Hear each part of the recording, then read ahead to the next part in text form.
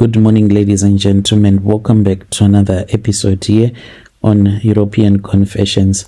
The following story that you're going to be listening to, it comes from a translation of a message that I received, as well as the conversation that I had with our sister. Strange things indeed, they do happen in this world. The message reads like this. Hello, Brother Nash, how are you? Can you please post my own story as hidden identity? I am a Zimbabwean woman, and I want to confess to you the things that I have done, and I also want advice from you and from your listeners. If it happens that I decide to give my life to Jesus Christ, what guarantee do I have that Jesus Christ is going to protect me from those that I call my own friends, my friends of the night? So I became a witch because of my stepmother. This is what happened between my father and my stepmother. My father, he was once married to my stepmother, and after they had started fighting, that was when my stepmother took her kids and she returned back to her own village. But she was a very hardworking woman, and she was a businesswoman. She started many supermarkets, and she had also other big businesses. She got married to another man. After she had gotten married, people did not even know that she was a witch. Whilst she was staying with her husband in another village, that was when she was caught red-handed by her neighbor. So she had gone to bewitch her neighbor. The day that she got caught, she had gone into one of the bedrooms where her neighbor's kids were fast asleep. When she entered there, after she had had sexual encounter with the children, cursing them by having them to have dreams where they were sleeping with another woman, yet she was the one who was casting a spell, and for her to cast that spell, she was supposed to sleep with those kids that were fast asleep. So when she was getting out of that bedroom through the window, that was when she was caught red-handed. She was naked, not wearing anything, and she ran away from that village, and she returned back to my father. When she returned back to my father, no one even knew that this was what had happened in her previous marriage. My father, since he was poor, he was unable to make any money. When he saw that my stepmother was now a very independent woman who even owned a car and she had a lot of businesses, my father then agreed for her to return back home. So my mother then said that she was unable to stay in such a marriage. She could not do it. That was when she decided to walk away. My mother then told us that we were supposed to pack our clothes because we were about to leave our father.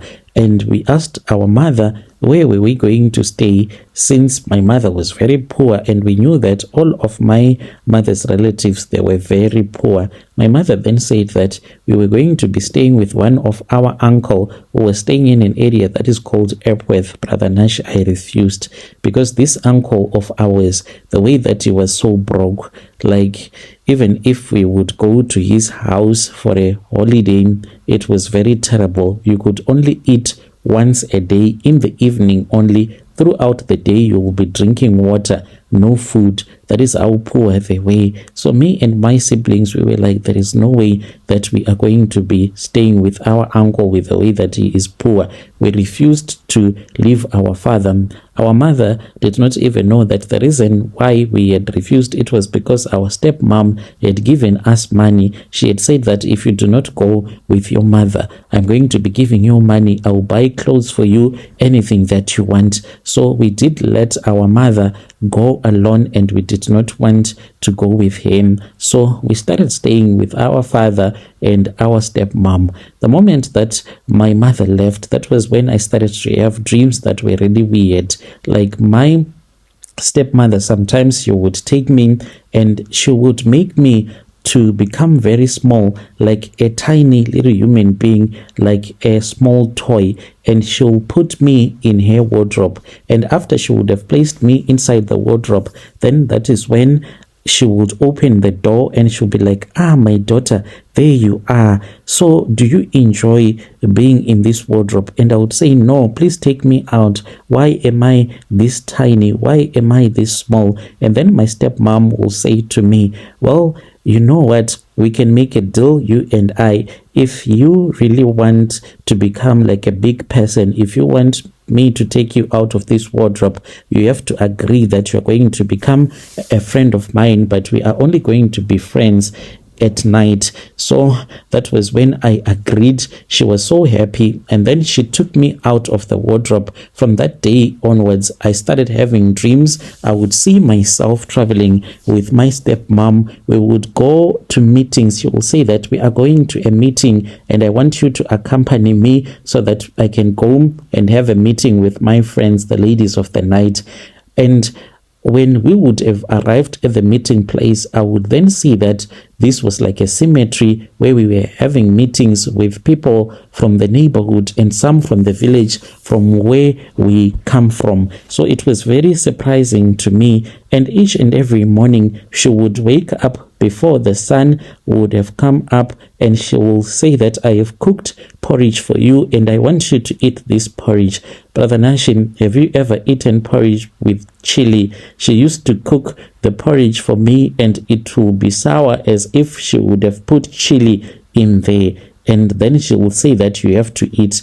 The very first few days when she would give me that plate of porridge and saying that you need to eat everything before your sisters have woken up, you need to finish everything, and I'm going to show you some of the secrets of the night. And I was very interested in everything that she had been telling me at that time. So I would try to eat, but the moment that I would put the spoon that will be full of porridge in my mouth, I'll start to vomit until I started to enjoy everything. Like it will be like I'll be eating chocolate whenever I would be eating the porridge. That is what used to happen. So then that was when she said that now that I was enjoying the porridge with chili, she wanted to cook another type of porridge for me. She will take mincemeat. Whilst she will be cooking the porridge, she will put the mincemeat in there and she will say that you have to eat. And it was so wonderful. But what surprised me was that each and every time when she would visit me early in the morning, that is when we will start to talk. We will be laughing as I will be eating. But my siblings, including children, we used to share the same bedroom. When we would be talking, like they would not even wake up and we would make a lot of noise. Even my father will not even wake up whilst we were busy having our conversations, me and my stepmother, as we were laughing. They would not even hear anything. And then that was when I graduated and I became a full-time witch. She would go with me to different places and she would teach me some of the things that are the secrets of the night. She will teach me that when someone have a dream, she used to call them revelations. When you have a dream at night, you are not supposed to talk about that dream the moment that you wake up. If it happens that the sun has not come up, you are only supposed to talk about it early in the morning, and when it is late in the afternoon, you are not supposed to talk about it, because at night when you have a dream and when you tell someone about it, then it means that the revelation that would have been given to you, when you talk about it, then the witch will be able to know that, oh, this person has had a revelation, therefore the charms that I would have used on him or on her, they are not going to work. So a lot of people, they don't even know that you are only supposed to talk about the dreams that you would have had only from the time that the sun would have come up until somewhere around 11. Then when the sun is high up in the sky, you are not supposed to discuss about it, because even the witches, they can hear you, or their creatures that they use, and then it means that the revelation that your God would have given to you is not going to happen, because the witch will now have a plan B. She used to teach me all of these things. We would go to different houses where we would assist other witches to bewitch the person, because in order for you to bewitch someone that you are not related to by blood, you need to have the assistance of someone in the family, because each and every family, they have a witch. That person might not even know that they are a witch, but they can be used as a vessel by other witches. Therefore, they open the doorway to the whole bloodline, and whenever someone wants to put a curse on that bloodline or someone in that bloodline, then they will use the vessel to come into your house, and then your relative is the one that calls out your name, and then you wake up and you say that my uncle is here, my auntie has came to visit me, my little sister or my brother has come to see me, and you won't even know that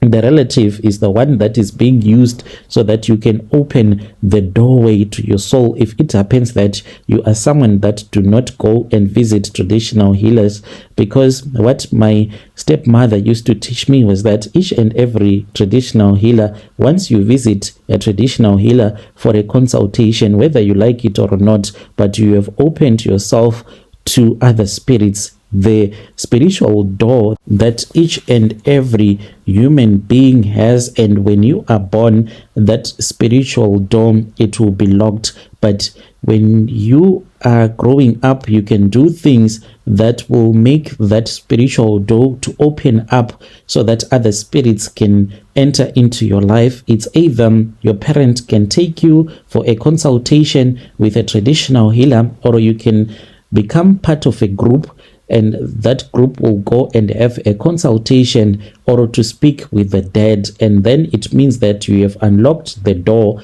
Most of you, your spiritual doors, they are always open. That is why you keep on experiencing bad luck in your lives.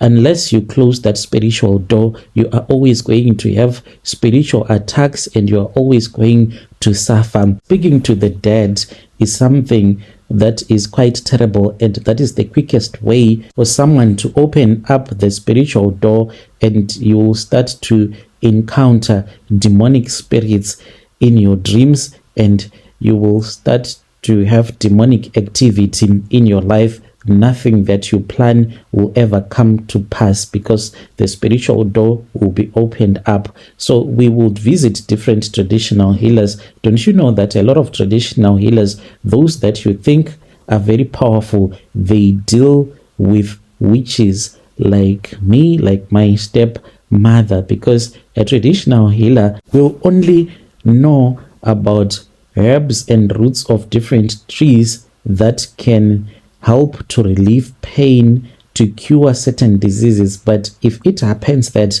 it is a disease that started in the spirit, normal herbs are not going to cure you. That is why you see when you go to a traditional healer, they start by opening up a demonic portal by speaking with your dead relatives. So for a traditional healer to be able to cure you, if it happened that the illness that you are suffering from, it started in the spiritual realm, he has to get help from witches. You don't even know that there are other traditional healers that do communicate with witches. Whenever they see that they do not have certain powers, they communicate with witches so that they can also be strengthened. So it is one and the same thing.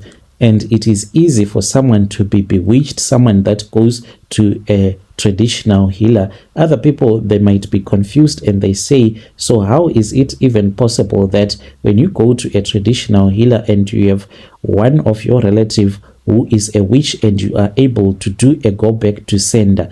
It is because that traditional healer can even go and speak with another witch that is very powerful. For witches themselves, they have different clubs, and it might be a club against another club. Witches, they can even kill each other because they do even have their own battles that they fight against each other, fighting for domination if it happens that they are living in the same territory.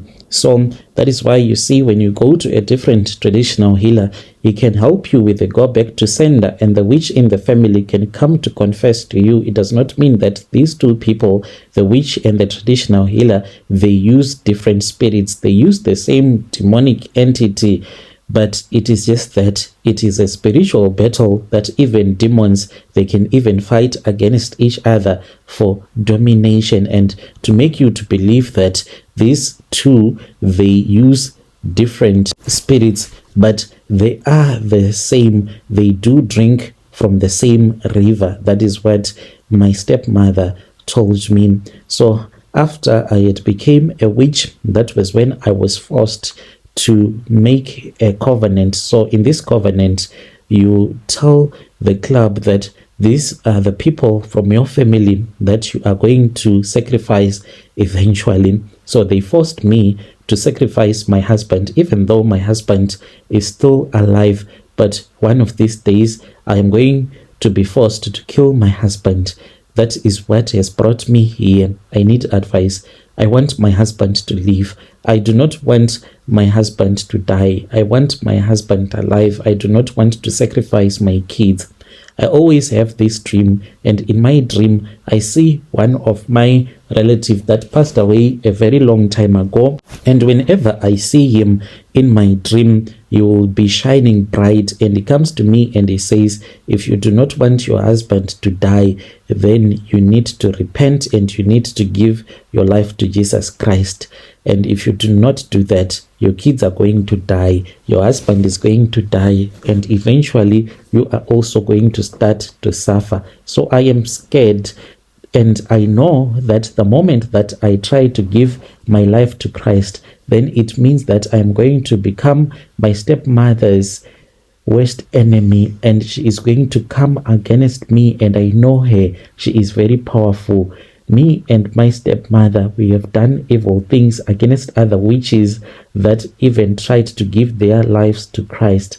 There was one woman from our own club. She was our own friend of the night, and her children, when they started to experience bad luck in their lives, they then went to this other traditional healer. So they lied to her and they told her that there was this other place where they wanted to go with him, and they already knew that she was a witch. They went with her to that traditional healer. She only realized what was happening when she was at the traditional healer's place, and then that was when she refused and she said that she was not a witch. The traditional healer then said, it is fine. If you say that you are not a witch, I'm not going to fight against you, but that this is what we are going to do, my daughter. You are going to take this walking stick that I use here in my shrine, and you are going with it to your place to prove to everyone that you are not a witch. She then agreed, and she took that traditional healer's walking stick and she returned with it back to her place. So at night, this walking stick, it will change and it will become a tokoloshi, or what they call a small boy. And this small boy, the tokoloshi, will start to beat this woman really bad. She tried to pretend as if nothing was happening to her, but each and every morning when she would wake up, her face will be swollen because that tokoloshi used to beat her throughout the night, until when she saw that she could not do this anymore. That was when she confessed to her children that this was what she had been doing. She was a witch. She then said that she wanted to give up all of her witchcraft, and she showed them how she used to bewitch other people. And the mistake that she did was that she mentioned my name and she mentioned the names of other witches that we go around with bewitching other people. That was the worst mistake that she did, to expose me, to expose my stepmother. We went to her, Brother Nashi, and we made sure that she suffered, and we killed her and we ate her flesh, and we did not stop there. We went to all of her children, and then we started to kill their children one by one. That is what we did, and when I was doing that, I was heartless. Now it is my turn. I feel like I want to confess. I feel like I have to find a pastor that I can tell this same story that I have told you, so that he can know that I am a witch. But I am scared that once I do that, my stepmom is going to come after me with her friends, and they will show me no mercy. So I need advice from you. What kind of a guarantee can God give me if it happens that I decide to give my life to his son, this very day. Dear listeners, right there was a message that was sent to me by one of our sisters. When I said to her, how about you just find a church? She laughed and she said, which church, Brother Nashi? I can count a lot of pastors that have came to my stepmother looking for spiritual powers just to make people to fall down, just to show the people that they have spiritual powers such that when they lay their hands on you, then you fall down, not because something is going to change in your life, just wanting to make people to see that they have spiritual powers. And even white garment prophets, a lot of them, I have seen them at my stepmother's house. They do come and they are giving water, and some of this water that they are given, it is the water that would have been used when we are busy washing our tokoloshis, when we bath them as if they are little kids. They use that water as if it is holy water. What happens if I go to such a pastor who deals with witches and traditional healers? It means that I would have given up my life for nothing. That is what she said. Let us meet again in the following episode.